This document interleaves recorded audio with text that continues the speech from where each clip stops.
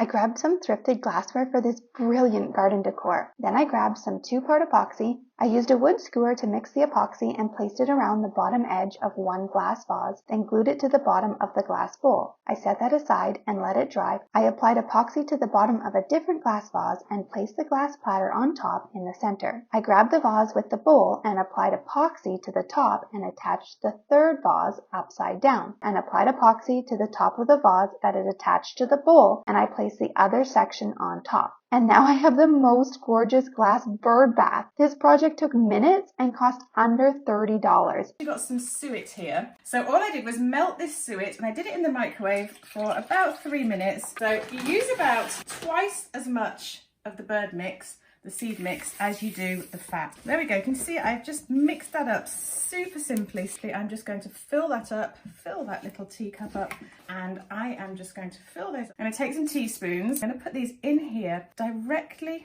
opposing the handle. Pull the string through like that. I have hung my little new cute teacups filled with these fat balls for those wild birds to come and feed on in this very snowy, very wintry weather. So I've come back from the thrift store with a few items, and now I'm going to clean them up. For this first one, I'm going to be using Folk Art Home Decor chalk paint, and I've got a stencil brush here. Dip it into the paint, but then I'm going to offload a little bit of it here. So I'm going to go ahead and just continue around.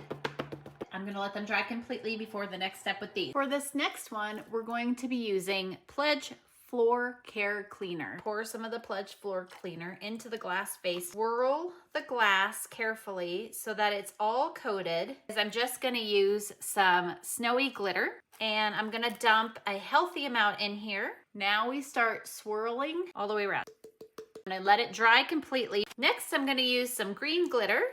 Same process, and I'm going to be using Folk Art enamel paint in the color Wicker White. For this last one, I'm going to leave them plain. So we're going to start with the cup, and I'm going to choose to have it go up and upside down. One is super glue, and put it on the edge all the way around. You place it on top. So I'm going to let this one dry, and we'll start adhering the other ones. I hope this inspires you to take some thrift store items and flip them for your home and yard. While I was at a flea market, I spied these license plates and knew I could do something with them. I wanted to make a flower, so I laid the license plate on a piece of white paper and cut it to size. Then I folded the paper in half and cut out half of a petal for my pattern and laid it on the back of the license plate and traced around it with a Sharpie. Using a tin snip, I cut it out. I turned up the edges with a plier. I also used a small paint can and rolled the plate along the can's edge to bend it. The center of the flower, I cut a plate in half, and then I cut out a circle.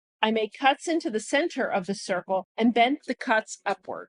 I drilled a hole in the center of the centerpiece and then drilled holes in the ends of each of the petals. I placed a bolt through each of the holes, and then using an electrical box cover, I drilled a hole in the center of that and one hole on each side of the center hole. I placed the bolt through the center hole and secured everything together with a nut. I threaded a cable tie through the 2 side holes in the box cover and then placed the plant stake around the bolt and secured it with the cable tie. I do love how it turned out, and I was proud of myself for figuring out how to attach the pieces together without using a soldering tool.